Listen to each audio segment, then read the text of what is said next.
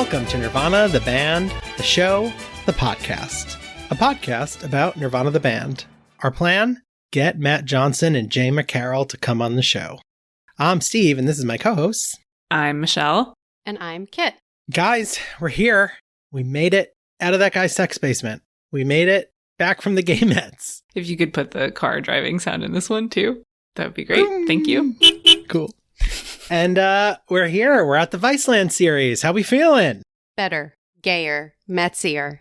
I feel so empowered by the feeling of Gay Mets Night. I could Gay Mets anywhere. It's true. It's what the month is for when this comes out in July. That's Gay Mets Month. I miss gay Brandon Nimmo. Anyway, that's for one listener. Me. It's for Steve re-listening to an edit of this episode. We have to have one other listener that's a Mets fan, right? Maybe. Please. Are you out there? If you're out there, please message us. Message us. No. Nothing like a good feeling. I'm so sorry. I'm so sorry about that. I'll leave. All right. We have to check the whiteboard. I have it right here. Getting a little unwieldy, and I think it's time to whittle it down. Okay. Matt and Jay, have we heard from them? My letters have gone unanswered. I am just writing Matt, Jay on them and then throwing them into the ocean, though. So maybe there's something wrong there. Yeah, we should check the currents to see if they're moving in the right direction to go up to Canada. Yeah. I turn off all the lights in my bathroom and say Matt and Jay, Matt and Jay, Matt and Jay 3 times into the mirror. Is that working? Nope. Oh. Huh. I did get a spooky lady, though.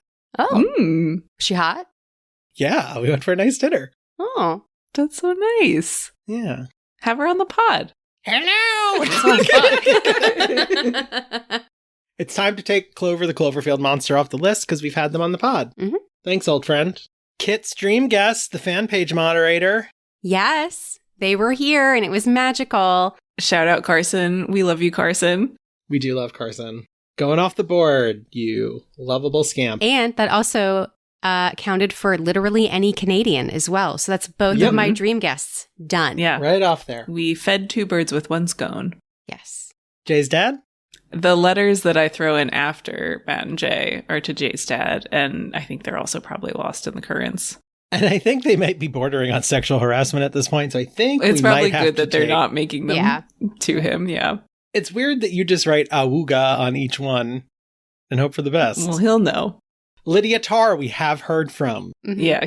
Get her off of there. Get her off the list. She has concerts to conduct. It's true. Lydia, can you give us free tickets to your concerts, please? Do you think she's bummed that Trump's not on the Kennedy Center anymore? He's still up there. No. I was watching the live stream earlier.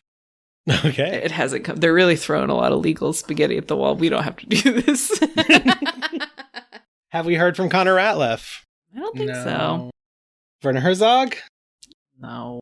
I unfortunately think we may need to take those 2 off the list. Okay. Huh. Sorry. That's okay. I'll live. Because here's the thing. We need a stronger focus. This has gotten too unwieldy. We're in a new era. Mm-hmm. New names. New goals. Yeah. Except for the main one. Get the Canadian arm from the International Space Station on the show. Yes, they are staying on the list. Let's fucking go. Seth MacFarlane does not want to come on to talk about Frank Sinatra, I'm assuming. Mm-hmm. Probably not. But we're going to leave him on there just in case. We're taking off Werner Herzog, but we're leaving on Seth MacFarlane. Yeah, that's kind of fucked up. Seth MacFarlane is off. And I am unhappy to report that we did hear back that Hank Azaria specifically does not want to speak to us about Bruce Springsteen. Or his workout routine. Which is a shame. We did get confirmed that he was asked and said no. Well, was he asked? We got a polite rejection that said there's no room on his schedule. So if we just keep doing the podcast long enough. Yeah, something will open up. Something will open. Okay, so as of right now... And he's getting buffer as time goes on. Maybe that's what we do to get him on the pod, is that we need him and Matt to compare workout routines. This is a good plan. So we're going to revisit Hank in season 2 of Viceland. We'll come back to Hank. Okay. So as of right now, on the board, deep focus, Matt and Jay, Jay's dad, and the Canada arm of the International Space Station. Mm-hmm. Which is called the Canada arm, actually. Hell yeah. So there we go. It's like one word, right? Canadarm. Canadarm. It's a Canadarm. Come on the pod, Canadarm. Gang, The Banner is the pilot episode of the series in which Matt and Jay drop a huge banner across from the Rivoli. Unfortunately, it turns out to be more revealing than they'd planned. So I want to start with Michelle. How did you feel starting the Viceland show? How'd you feel about this episode? I loved it. It's so fun to see them doing this like in a slightly more polished and not a lot more polished. Like, I think it would lose the charm if it was too polished.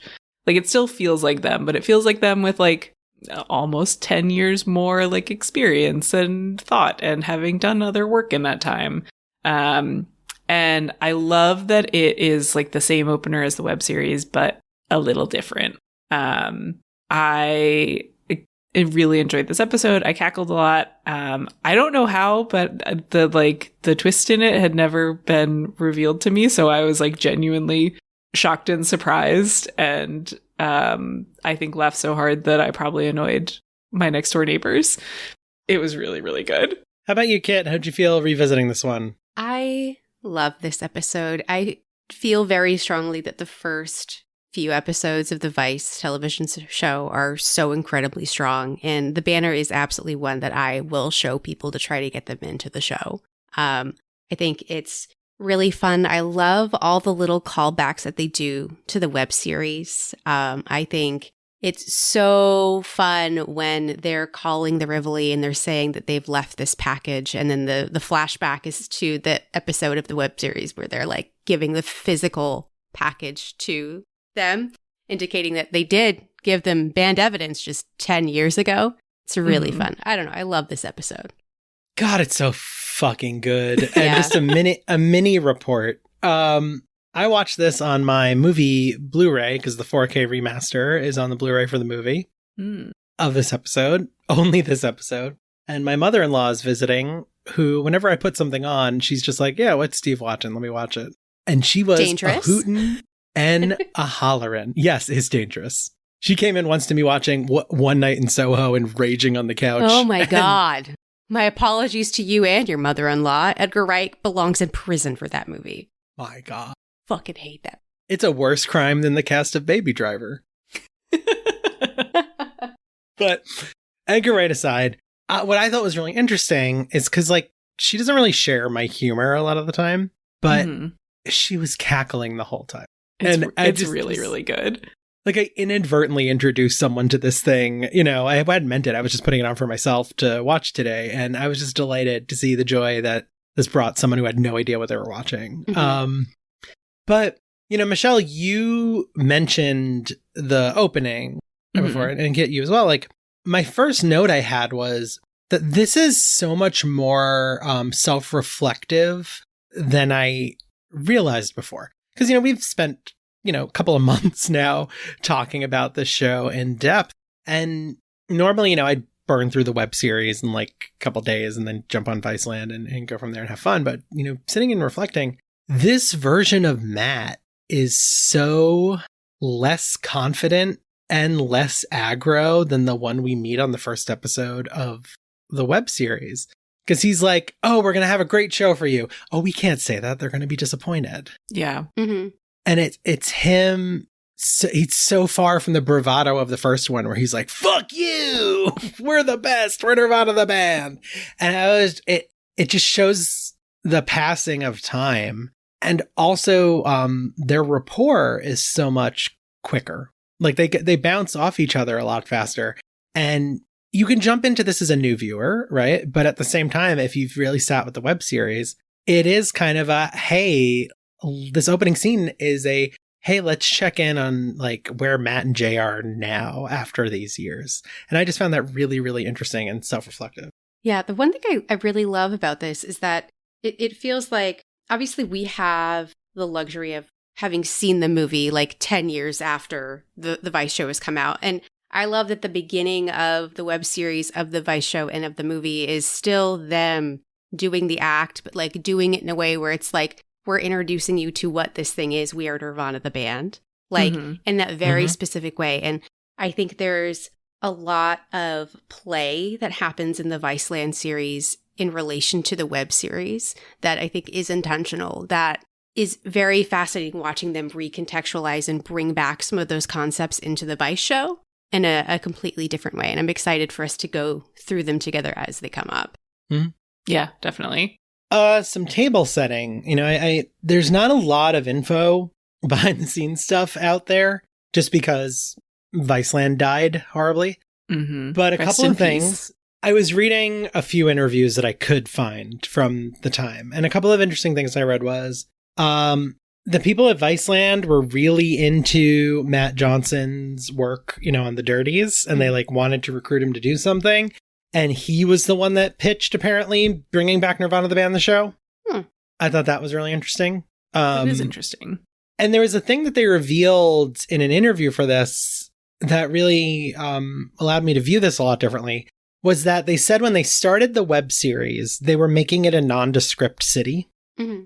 But they started to realize as they were filming that Toronto was so essential to it. And you can see how that has carried over, where the Viceland one is so much more about them in Toronto than even the web series was. Mm-hmm. And Jay said something that I found really interesting, where he said, we're not saying it, but we are basically two suburban kids, acting like adults in the city and in awe of everything about Toronto.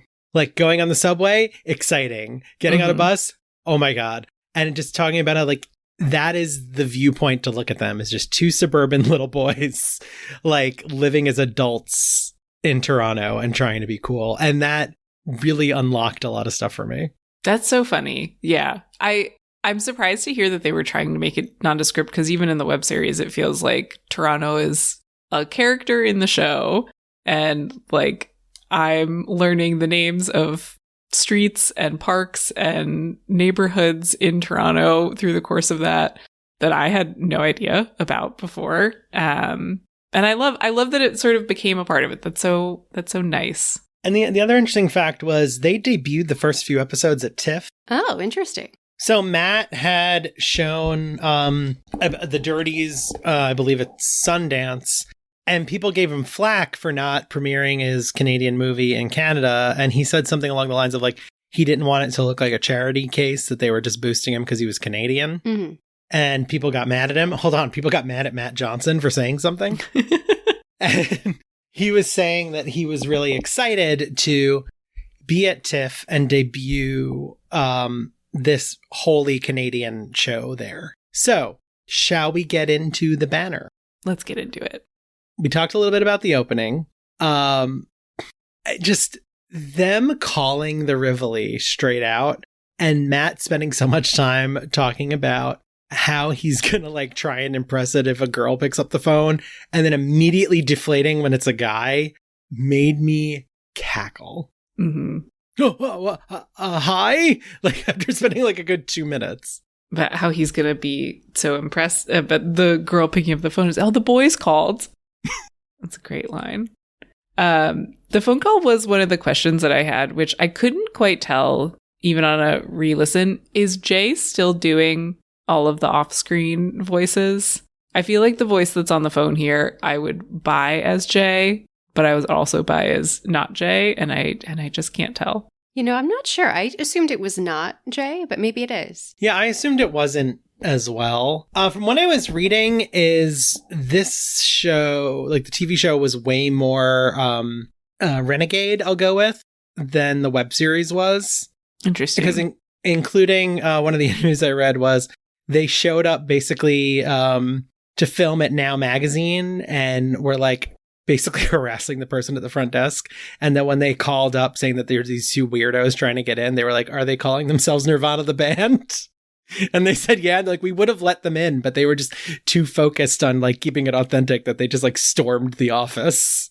That's so funny. So that makes me go, yeah, they probably just called some guy, right? That was my takeaway. Yeah. Because he is so angry so quickly. Well, I think one of the things that made me think it might have been a scripted bit of it was he is so disappointed that they don't have photos of their band.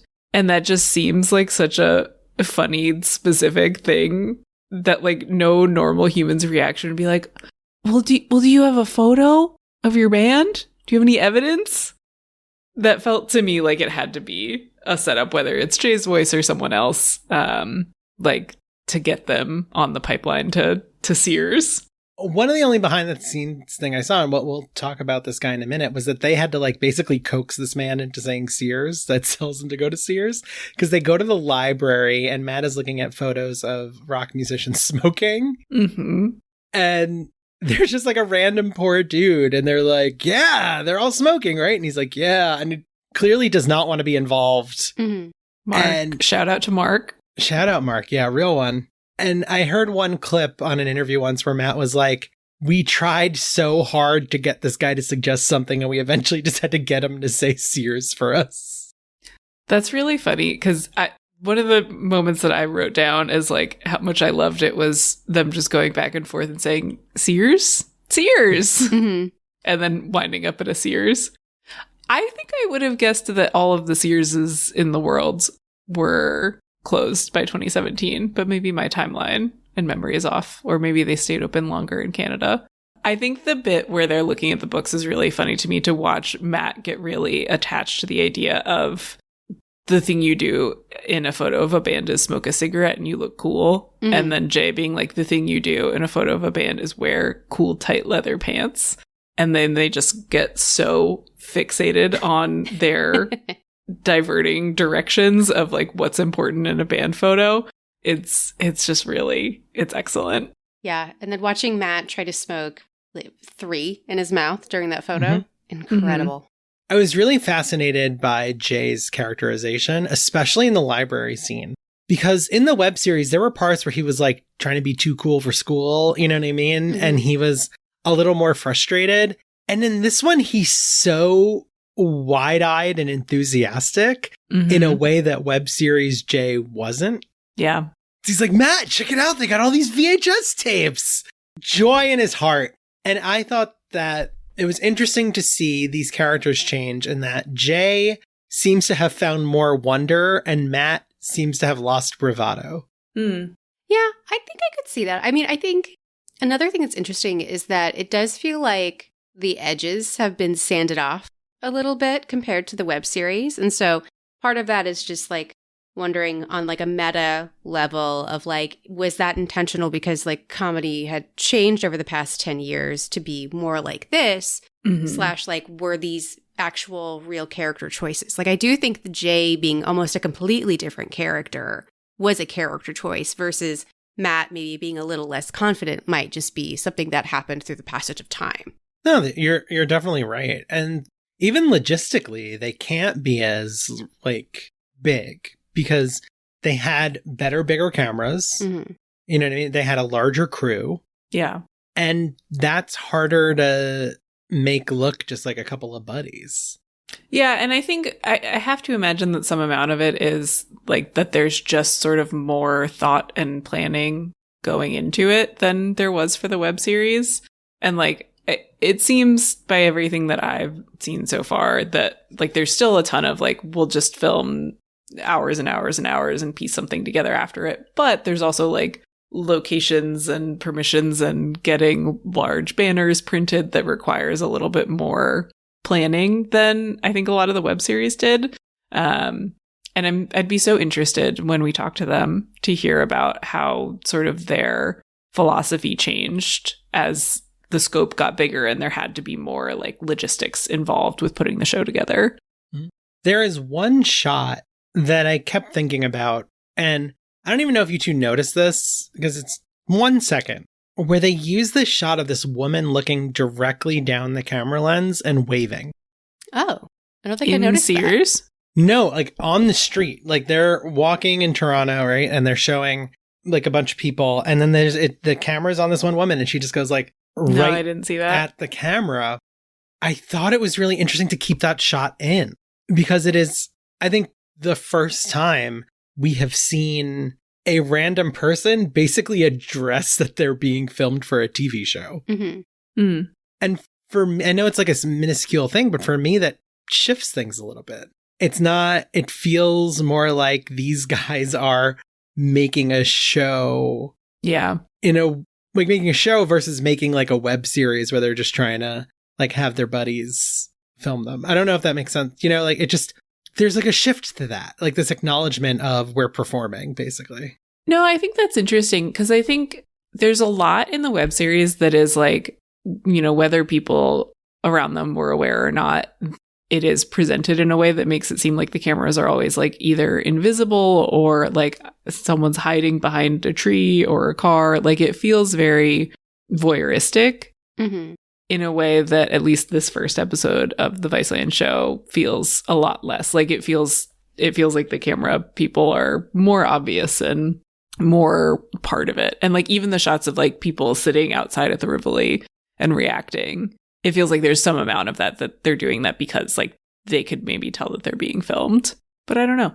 Maybe they're also just reacting to the banner that they see across the street. I love the lead up to that because the first time I watched it, I didn't notice the placement of the thumb on the photo every single time. And the second time I was like, this is incredible shit. Yeah. And it's amazing that it doesn't feel like obvious that they are hiding part of the photo when they're doing that. Because once you go back and watch it again, it's like, oh my God, of course. But I had no clue and like would not have guessed that was going to be like, I was like, oh, there's going to be something wrong with the poster. It's going to like have a weird placement and did not see the twist that was coming. Which was that, once they got their beautiful Sears photo blown up and put on the building across the street from the Rivoli, Jay's penis is out. That had to have been a reference to the Lenny Kravitz incident, right? Oh, yeah. Mm-hmm. Yeah. Famously, Lenny Kravitz performing in very tight leather pants like a rock star does, split his pants open while he was doing a sick guitar solo. What a cool dude. What a cool dude. Can we rewind a little bit and talk about the Sears photo shoot scene? Yeah. Because first of all, this woman is just the photographer, an absolute professional. Oh, she's amazing. She's so gentle with them. Yeah. I love that she's giving them a little bit of life advice. It's like maybe sometimes when we try to act cool in a way that we aren't, it doesn't feel good in the photo. And she has like a vision for how they're standing. I love her. Queen. And she does not look at like the camera. She's just focused on them being in the moment. Matt and Jay are being goofballs, and two professionals respecting each other's camera work. And I watched this 3 times getting ready for this week. So I was having a week, and I noticed that they match her energy so well. Mm-hmm. Like, they're not getting super zany. Like, they're being goofballs. Like, Matt's trying to smoke 3 cigarettes and Jay's, like, squatting weird and all of that. But they're not trolling her. They're just playing their characters. And that felt like such a growth from them just acting like lunatics in the web series. Yeah, totally. What a lovely woman. I did think there was an interesting bit of what feels to me, who has seen the movie, foreshadowing, where Jay in the photo shoot is like, if you think it looks cool and like the pants look cool, we could do one at Just Me. Mm-hmm. That I'd be curious if there was any intentional link when they started making the movie of Jay breaking out and going solo. I don't know how much of a theme that's going to be in the Viceland show. Mm-hmm. I'll never tell. Remember that movie? No. What are you talking about? Thought you were doing Gossip Girl. I'm not a gossip girl. I'm an honest girlie. The Pretty Little Liars theme. It was Brittany Murphy, where she was like a lady with like, it was a thriller, and the whole trailer was her going, I'll never tell. And everybody I knew cited it over and over again. Nope. God, you guys miss so much being years younger than me. Yeah, I think about that every day. You miss so much? Miss so much. Why am I not the same age as Steve? Yeah, if only. If only. You don't want to speed run your 30s? No. I already feel like I am. I know this is not important. Okay. But I saw the Masters of the Universe movie this week. Mm-hmm. Oh, the He-Man movie? Yeah. Mm. I've never seen a big budget movie aimed directly at people 40 and older, and I felt guilty enjoying it. But you've seen Master and Commander. Yeah, but there's a difference between a dad movie and we're making a child's blockbuster for Is a 40-year-olds. Is a movie about two men in love on a ship not just an action figure movie in a way? I wish it was. Mushing them together, Yeah, making just them two little Ken dolls, make them kiss. I mean, that would be an ideal movie for me. Do they do that in the He-Man movie? They don't kiss, but they do talk about toxic masculinity quite a bit. That's nice. Okay. Skeletor does? No, Jared Leto Skeletor? He's just running around being like, I'm Jared Leto. And not even doing the voice. What are we doing here? It's a me, Morbius. It's Morbin time. Do you remember how angry you were when in the film Morbius he doesn't say, we are Venom, just kidding, I'm Dr. Michael Morbius? Yeah, I think about it every single day. I have never seen you so angry. You were about to like rip the chair off from the theater and throw it at the screen. It was crazy. Mm-hmm. Yeah. You said in the theater, what the fuck? He didn't say it. Well, he didn't. And also nobody else was in the theater with us, so it was okay for me to yell that. Furious. Can you believe we spent money to rent a private theater for Morbius? Yes. Yes, because I was there and it is the least insane thing we've done as a group. I don't know if it's the least insane thing. It's pretty low on the list. Yeah. I mean, fair. I understand we were early adopters of Wonka. Wonka became a smash hit, but we were there. Mm-hmm. We were tastemakers, you could say, for Wonka. It made over $500 million. And that was all from us. Yes. That was from me buying those hat-shaped gummies. And me buying whatever that beverage was I got that looked like slop at the Wonka menu. Yeah. Listeners, Woof. please Google the IHOP Willy Wonka menu if you don't remember this, and just look at the photos. So gross. Everything was just covered in weird purple goo and edible gold dust. And they looked disgusted that we were there to order it. They were concerned for us. And they should have been. That was right for them to do. It was opening night of Wonka, a block from the theater. Wonder was in the air. Do you know they opened an IHOP right by my apartment and I'm waiting for the perfect novelty menu to go back? Oh my God. No, I'm really excited to find out what is it. I'm honestly surprised that there isn't a He-Man novelty menu. Or maybe there is, and that's just not perfect for you. I don't know who that movie is for. I guess me. They But got also, your number and they made a movie just for you. I have AMC A-list. My bar has fallen off a cliff of what I'm willing to see in a theater. I love how much of this episode of this show was just like a general appreciation for Jurassic Park and them watching and enjoying Jurassic Park. I had a really nice time watching a little bit of Jurassic Park with Matt and Jay. It's a great movie. It's a so great good. movie. And I want to watch Jurassic Park with them. Mm-hmm. Same. I'm still astounded Here we go. that they fucking just use the music and show the movie. Okay, we're fine. Yeah. Wait, do you think I was going to say I never saw Jurassic Park? No, I thought we were going to go on like a Spielberg. Yeah. Situation. You looked like you were really winding up Yeah. for a good tangent. Yeah.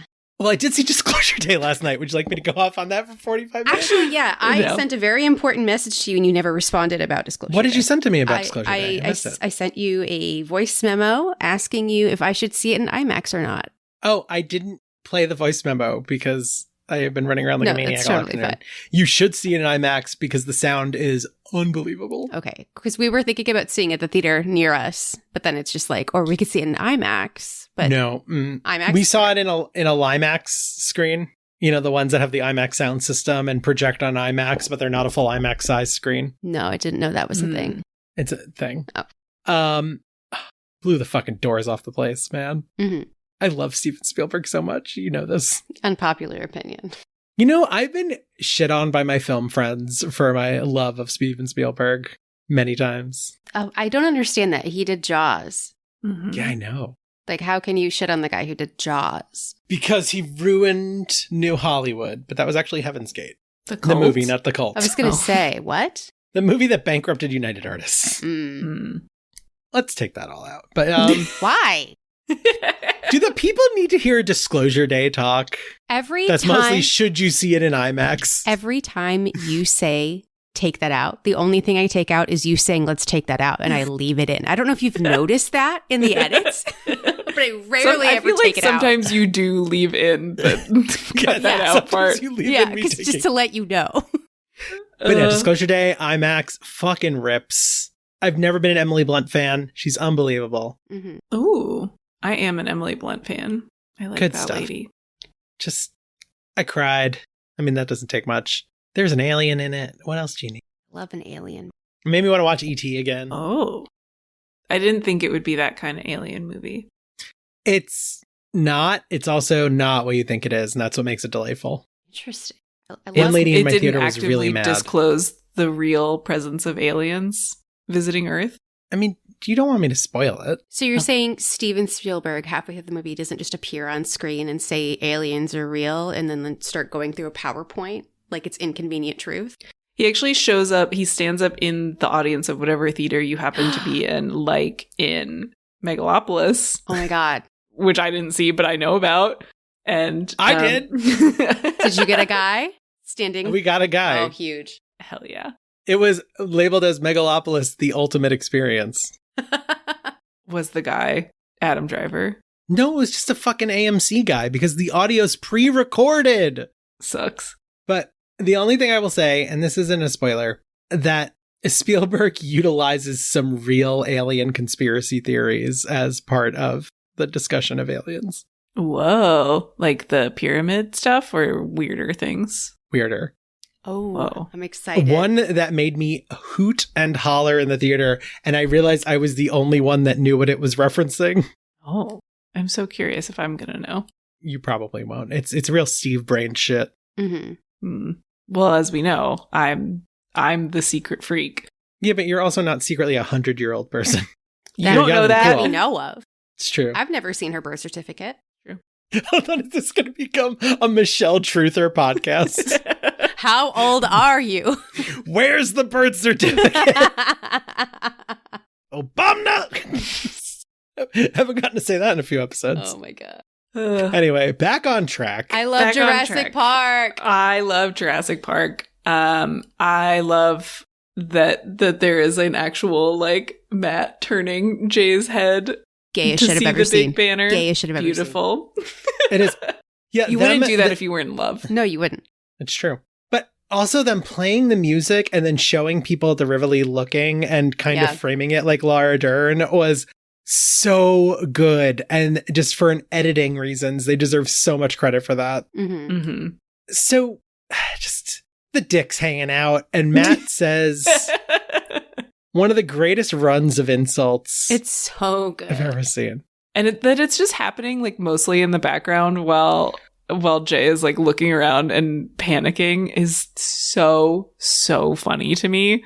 Oh, I told you guys. I told you, don't wear the pants, but you said to wear the pants. And now you're looking like the dick man, looking like the penis I dude. love that line so much. It's so funny. And then the bit right after that where he's like, this is some like epic Greek shit. It's so good. It is an all-timer of a Matt Johnson run. Mm-hmm. One of the other things on the actual banner itself that I wanted to talk about, there's a phone number on the banner that I was very curious about. And I thought maybe we could call it together. Do it. One moment, please. Toronto area code 416. Someone here has unlimited long distance on nights and weekends. Oh, yeah. Wow. One moment. They changed the way that phones work, and now you have to press so many more things. This is why I think you're 100 years old. You gotta put on speaker, friend. Fuck. I am 100 years old. She's used to a rotary. Your calling is unavailable at the moment. Please try again later. Yeah, it's not very exciting. I called it earlier to see, and I mostly was really tickled by the clear Canadian accent of the woman who tells you that number is disconnected. Please try again later. Apparently it used to be something, but I don't know what it was. Listeners, let us know. Yeah, I feel like someone has to have the lore on where that connected. I tried to find it and Same. And could not get any actual information. It's incredibly strange that for a cult object, there's really not a lot you can research. Yeah. There is more information on the Chris Gethard dumpster episode than there is on Nirvana the Band, the show. I think Well- more people watch the Chris Gethard dumpster episode. This is on the night after Chris Gethard had recreated his dumpster episode, which, homework for listeners, if you have not seen the Chris Gethard show's One Man's Trash episode, It's you so must. good. Don't look up anything about it. It will ruin it. Just find the episode. Don't read the comments. Don't go any further. Just watch it. It is one of those pieces of culture that has made our friendship closer. Yes. I would put it up there with Rhapsody Street Kids Believe in Santa. It's so good. I feel like we watched it together a couple years ago, and I was hooting and hollering at the entire show, and then the reveal at the end. It's incredible. Yeah, and there are these pieces of media that I've shared with the two of you that made me go, I'm glad we're friends, because you bought in on them, including the Adam Pally hosting the Late Late Show infamous episode in a blizzard. It's really good. Adam Pally is one of my all-time big crushes, and I love him, and we'll watch anything he does. What a guy. Can we Adam do a Pally, Rhapsody come Street on the Kids show. episode? Yeah. Yeah, I think we should. Can that be our Christmas special? You release a commentary on Rhapsody Street Kids Believe in Santa? Oh my God, yes. Yes, of course. All right, I wanted to get that on the record. We're watching it anyway. We might as well. Yeah. We watch This it will every be our- year. This will be our host lore. I think we've been watching this for 5 or 6 years around Christmas time. 2020, 21, 22, 23, 24, 25. This will be our 7th year of watching Rhapsody Street Kids at Christmas. And every year it gets better and better and better. I'm getting so close to understanding what his grandma is saying. Christmas. If you're not familiar with this, it is just a horrendously animated Christmas special. No, beautiful. Pixar could never. Pixar could never. I bet the fan base of Nirvana, the band, the show, and Rhapsody Street Kids Circle. absolute circle. If anyone listening to this hasn't watched that, I would be floored.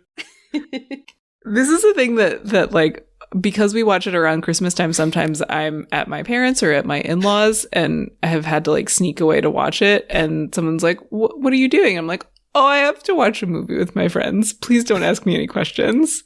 I don't want to explain. And then I get the song stuck in my head for the next 6 months of I'm the best kid in the world. So do you remember Nirvana, the band, the show? It's late, everybody. It is late. We've had long weeks. The reaction to realizing that Jay's penis is out on the banner is so funny to me that they immediately like go home, get a paint roller and wood varnish and giant paper mache heads, one of Matt himself, I think, and then Jay is a vampire who also looks like himself. It's perfect. Yeah, I mean, Matt just jumps into action immediately. Like, I mean, after roasting Jay and then seeing Jay's actually very much upset, he's like, all right, we'll fix this. Like, it's fine. Yeah. You know what those masks are referencing, right? No. They looked familiar, but I don't know where they come from. There is a singer named Frank Sidebottom, which is a fictional character, actual singer, that they then made a movie about with Michael Fassbender, who performs in a mask that looks exactly like that. And it was such a weird, specific reference. If you Google Frank Sidebottom. Oh, it's a fun name. Is it Michael Fassbender? Is it? Maybe I'm wrong. Gene Reno. Yeah, Michael Fassbender. I was right. Oh, I have seen this. I think I assumed that this was related to Mr. Bean. Somehow. That is incredible. That you're like, this has got to be related to Mr. Bean. It looks like Mr. Bean. Yeah, you're right. It does kind of look like Mr. Bean. You're right. Either way, they got these beautiful, oddly specific referenced masks. Yeah, that is really nice. I just thought that was fun that they put that much work into just making a reference for 7 people? Yeah. I mean, not having any clue what the reference was about, I really enjoyed that they were wearing gigantic paper mache heads. Yeah. And their logic being, if we're wearing disguises of ourselves, no one will think it's us. Yeah. That's good logic. I wouldn't have thought it was them. No. Though Matt should have had a hat on his, is all I'm saying. He should have. Yeah. I love this woman that comes out of the store when they're trying to paint over the dick. Because she does not care that there are 2 maniacs in a mask with a giant paint roller. And they're like, yeah, there's a dick on your building. We're going to get it off. And she's just like, when are you guys going to be done? Like, she's just not having it. The most over it retail worker, you know? And we salute you guys. Yeah. She's very powerful. I wouldn't want her to be disappointed in me. I would want to hurry up and get out of her way. Exactly. So, we also left out a major plot point, which is when watching Jurassic Park, they realize that Samuel L. Jackson stays calm because he's smoking. Mm-hmm. So they calm Jay down by having him start smoking. Yep. Yeah. Yeah. And it works immediately. Yep. And Matt realizing that somebody replaced my paint with wood varnish, which is obscene, and trying to paint and then accidentally painting an arrow pointing at the dick. Mm-hmm. It's a good joke. And it's done so flawless. Like, in the same vein as the like finger over that part of the picture, he's like painting and he tries to like lean the roller and then it slips and then it slips again. And it just seems so natural. I couldn't believe it. That's the part I was like really gobsmacked by, is how perfect of an arrow he makes by just flopping around. It's not the only thing flopping around. Hey. It's true. I'm embarrassed for myself. Yeah. No, that's the straightest looking hangy dick I've ever seen. What? It's just like, boop. When you say straightest looking, do you mean in terms of like in like a gender and sexuality way, or like in a measure, like a ruler angle, mathematical kind of way? Because like you could put a level on the side of it and it would just come back. Oh, I see. Because I was interpreting your statement as like, wow, that's a straight man's dick. And I was like, that's the dick that a straight man would Photoshop onto that thing. Yeah. I think it might be both. Yeah. I think it fits both criteria equally. Breaking news. We've determined it. It's both. It's both? Yes. I did have a note on... That's a dick that's never explored. You're right. That it is a very... It's a very generous penis. And it's not something that I want to like dive deep into, but it is big both like because it's on an enormous poster, and it's like, okay. Good on you, Matt, sister. Oh yeah. Oh my God. So what I was curious about is, obviously it was photoshopped on, but like, because otherwise the woman at Sears would have seen a dick hanging out in her studio. Mm-hmm. Do we think the dick was added in post, or it was actually hanging on a banner? You know, I'm full conspiracy theory. Everything that dick is real. Was real. It was really on that banner. That banner really was set on fire. All of that really happened. The end. Well, the fire trucks were there. Of course there was a real fire. Yeah. Matt lighting up a cigarette to calm down and then setting the pole on fire that sets the banner on fire is Buster Keaton-esque in how perfectly that physical comedy is. It's really, really good. And it just goes up so fast. Yeah.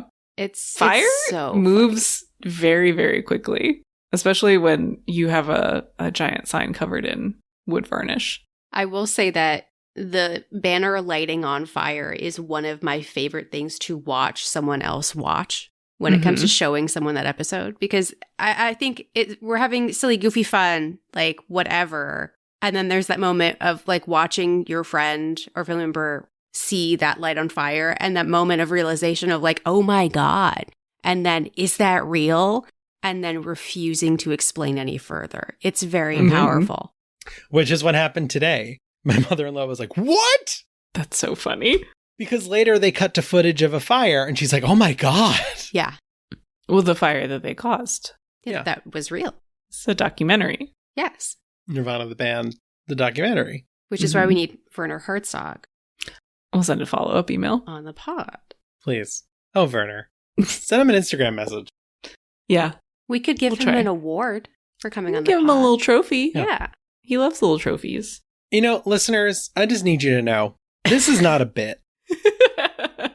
If anyone has a line to Werner Herzog, reach out. We would love to have him on the show.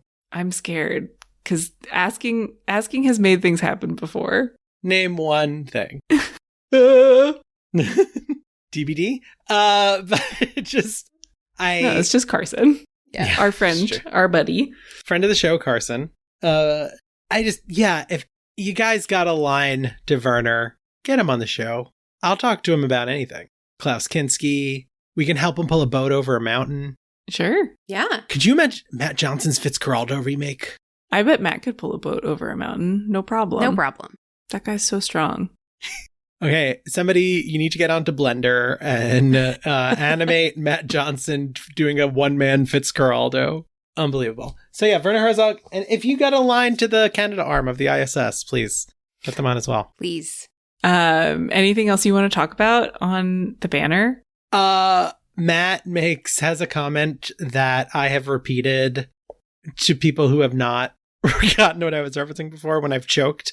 Is because Matt's is smoking cigarettes and doing this monologue, being like a gangster, Mm-hmm. and being like, "Oh, this guy, I'm gonna make a hot poker up his ass," blah blah blah blah, and it's just like getting more and more disturbing. And then he inhales smoke and coughs and goes in the eye, down the wrong pipe at the same time. Mm-hmm. No, sorry, it's Matt says wrong pipe in the eye, same time, and then they decide to quit smoking. Mm-hmm. And it's just That's that easy. Yeah. I mean, they've only been smoking for like a week. Yeah. Should be fine. Yeah. Famously an easy thing to do. So easy. Yeah. What a delightful start to a show. What a solid pilot. I love when a show is I love when a show is self-referential in the way that this one is, where they're spending the whole beginning of it talking about like, we got to make a good first impression in our pilot. And then after the disastrous series of events that unfolds, it ends with them going, that was a bad first impression. Really, really tickles me. What cutie pies. Talented cutie pies. Any other thoughts on this one? I love Jurassic Park. I love Laura Dern. I love cigarettes. Mm-hmm. I love Sam Neill. Sam Neill. Mm-hmm. I also did have a note in my notes for this episode that said, why is this an ad for cigarettes? Is Kit going to be okay? For our listeners, I smoked for about 10 years. I quit smoking the end of last year. And we started watching Nirvana the band the start of this year. And I was about 2 months smoke-free when I watched the banner. And I was going through it watching this episode for the first time because, let me tell you, smoking does relax you. It really does. And this episode makes cigarettes look really cool and fun. Yeah. Yep. Yeah. Kit, I'm so proud of you. Ah, thanks. I will Me die too. wanting a cigarette, but, it's fine. Moving But on that's up. like me and mozzarella. It's the same thing. It's screwing up your lungs. Mm-hmm. Screwing up my tum-tums. This is like the third time we've referenced me being lactose intolerant on this podcast. Lactose come on the pod. No, Oh. please don't. Things they know about all of us. Kit used to smoke. I can't eat dairy. I'm Michelle, an ambiguous age that And may have a be dog. over 100. we're a mystery wrapped in an enigma. Mm-hmm. We have listener voicemails. Oh, we do. Oh, nice. I forgot. I genuinely did forget. So we have a voicemail from listener Alexander. Let's go ahead and hear that now.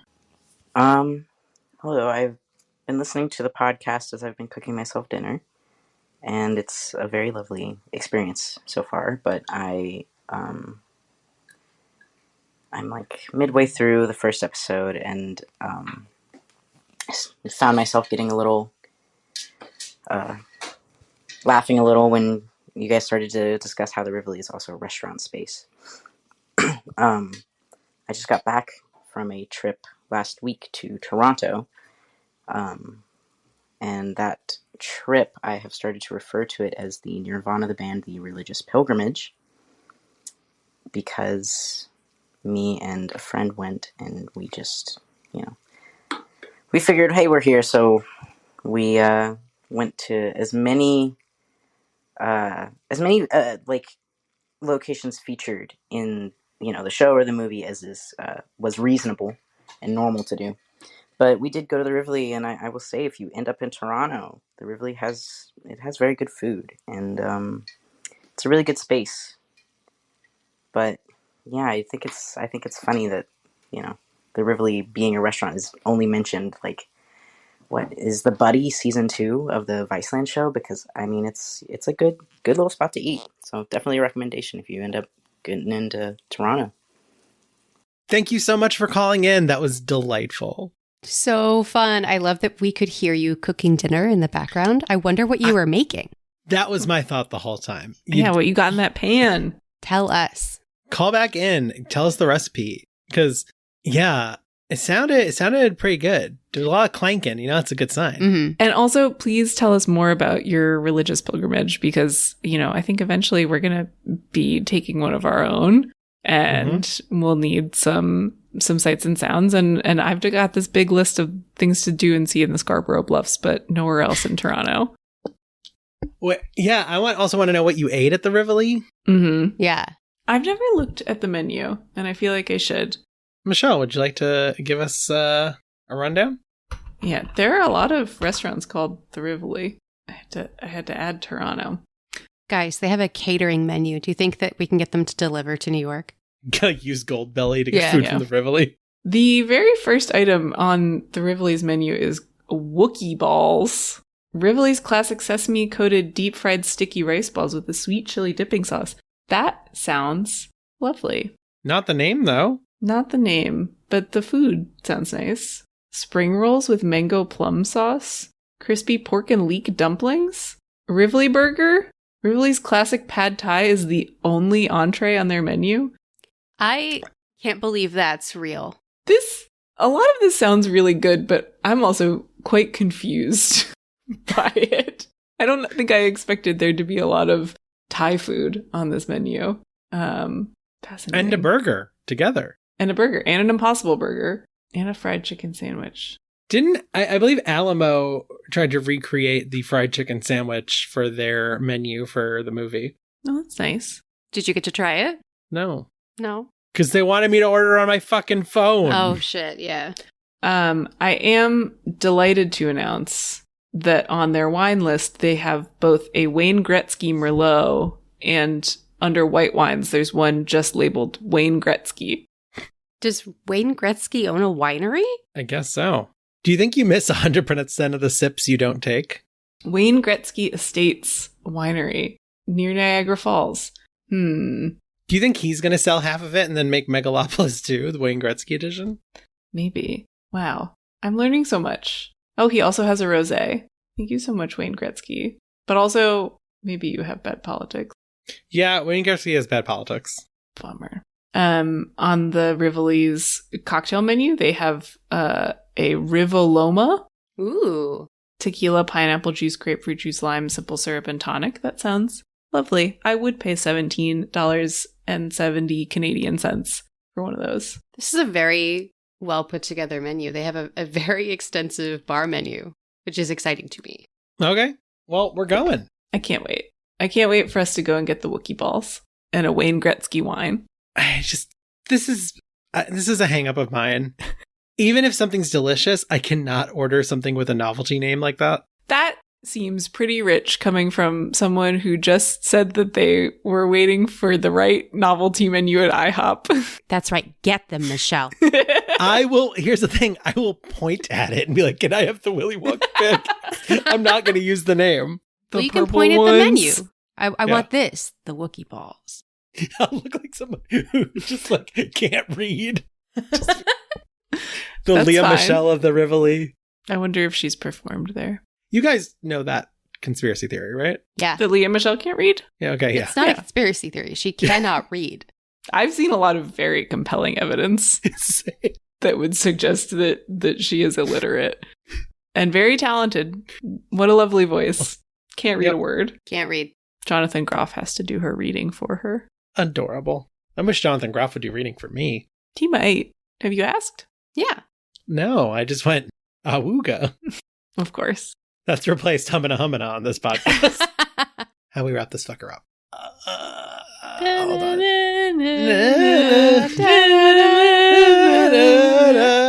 Well, thank you to... Did we say the person's name who... Alexander. Okay. Thank you, Alexander.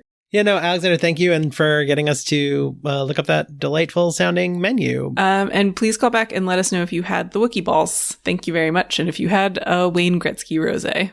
Yes, we need to know. And if you are not Alexander and you've had the Wookie balls, please let us know. I need a full report on what they tasted like. Thanks. Yeah. And if we don't hear back, that means they stopped finding us delightful after the first episode. Understandable. Yeah, no, I don't blame anyone. Yeah, we kind of suck. Nope. No, we're fucking great. We're funny. We're sexy. We got everything going for us. We're over a century old. We? Yeah. Huh. All of us. Okay. Do you think that there's a portrait in Michelle's attic that's just really fucking mangled? Oh, for sure. Who's to say? Like, we finally put one Michelle conspiracy theory to rest. And Another then one started pops another up. one. How old are you? I'll never tell.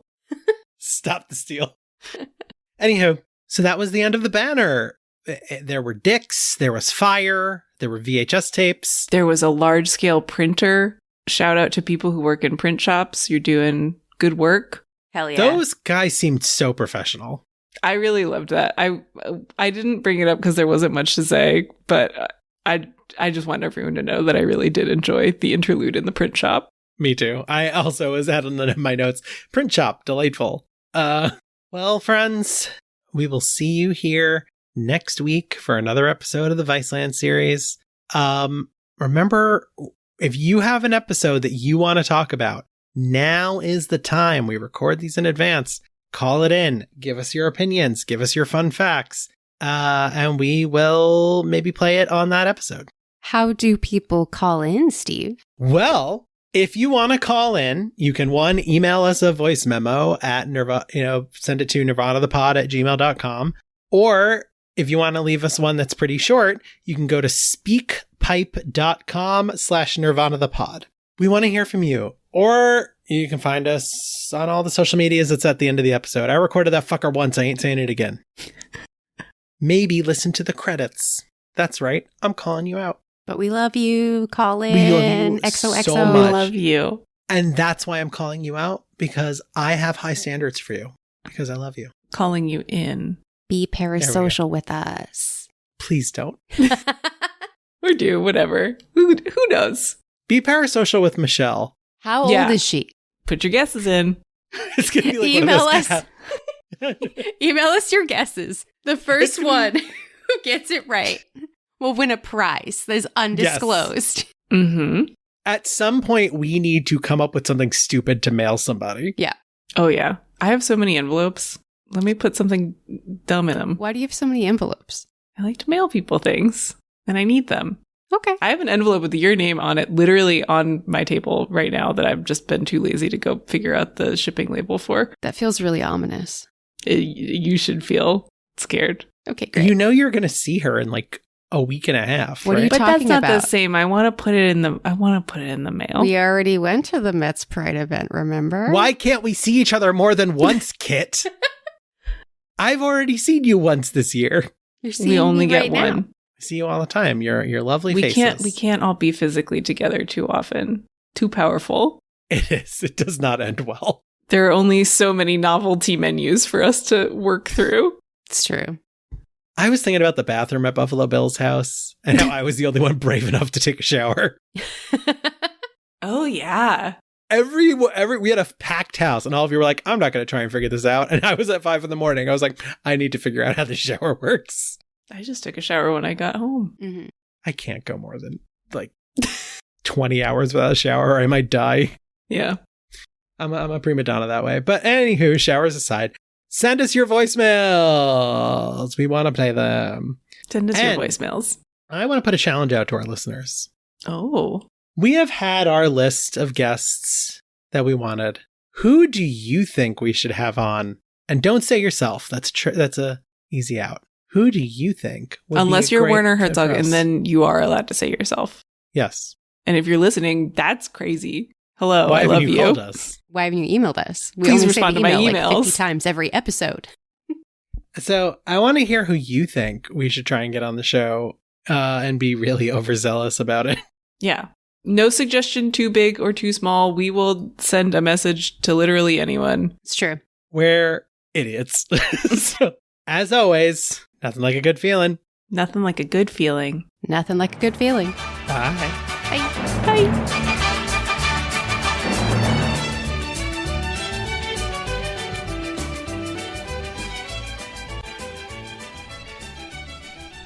Thank you for listening to Nirvana, the band, the show, the podcast.